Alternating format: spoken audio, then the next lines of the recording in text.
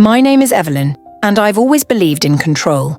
I've spent my entire life curating it, managing every aspect of my existence like a perfectly tailored suit. My marriage to Lucas was no different.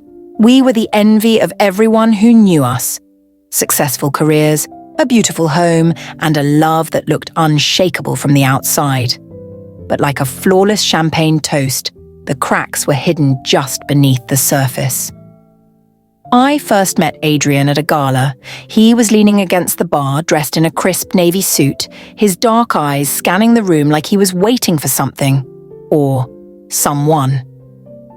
Lucas was off talking business with a group of investors, his back to me as usual, and I found myself wandering toward the bar for a refill. "Pinot Noir," I said to the bartender. Adrian glanced at me, his lips curving into a slow smile. "Good choice." I ignored him at first. Men like Adrian were trouble. You could tell by the way they carried themselves, self-assured, predatory. But when the bartender handed me my glass, Adrian raised his in a silent toast.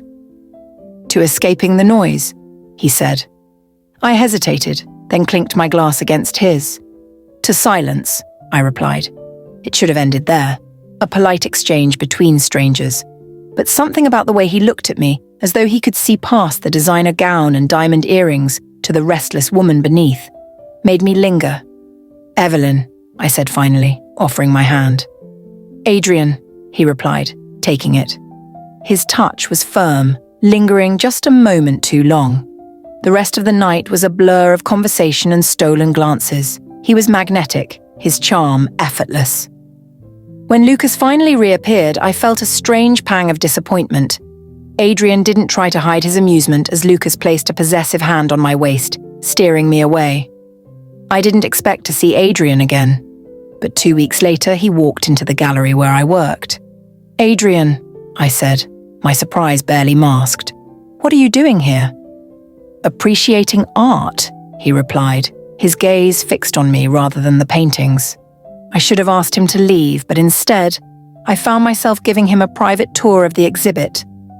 He listened intently as I spoke, his questions thoughtful, his interest genuine.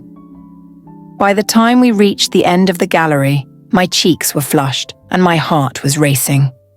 "Have dinner with me," he said, his voice low. "I'm married," I replied, though my words lacked conviction. "And yet, here you are," he said, stepping closer. "Tell me, Evelyn, when was the last time someone looked at you the way I do?" I opened my mouth to protest, but no words came. He was right. Lucas hadn't looked at me like that in years. I told myself it was just dinner. A single meal wouldn't hurt anyone. But dinner turned into drinks, and drinks turned into a kiss in the back seat of his car. His lips were insistent, his hands roaming as though he couldn't get enough of me. I pulled away, breathless and conflicted.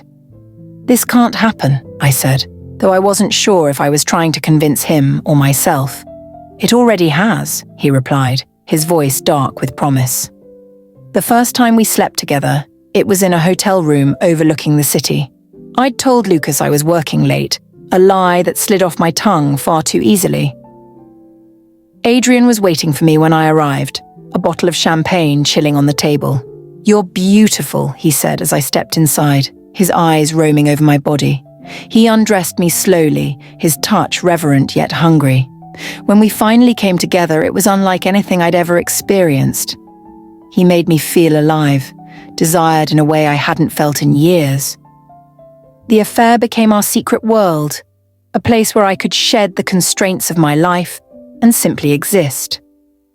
Adrian and I met whenever we could, at hotels, in quiet corners of the city, and even in the gallery after hours. But secrets have a way of unraveling, no matter how carefully they're kept. One night, as I lay in bed next to Lucas, my phone buzzed with a message from Adrian.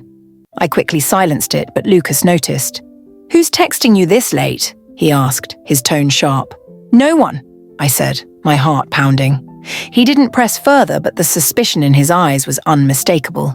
It all came crashing down at a charity event. Adrian was there, his presence like a storm cloud on the horizon. I tried to avoid him, but when our eyes met across the room, the pull was undeniable. We found ourselves alone in a secluded hallway, his hands on my waist as he pulled me close.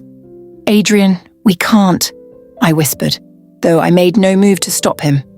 "I don't care," he said, his lips brushing mine. The sound of a throat clearing made us both freeze. I turned to see Lucas standing a few feet away, his expression a mix of fury and heartbreak. The fallout was swift and brutal. Lucas moved out the day, leaving behind a cold, empty house. Adrian wanted to be there for me, but the guilt was too much. I pushed him away, unable to face what we'd done. Now, as I sit here in the quiet of my gallery, I wonder if it was worth it.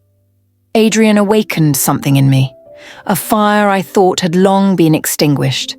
But in doing so, I lost everything I thought I valued. Infidelity isn't just a betrayal of another, it's a betrayal of yourself, and sometimes the cost is far greater than you ever imagined. Every story of infidelity is unique, filled with passion, pain, and the complexity of human desire. If this tale captivated you, don't forget to subscribe to this channel for more gripping stories that explore the messy, beautiful chaos of life and love. Stay tuned for the next chapter of secrets, betrayals, and the choices that define us.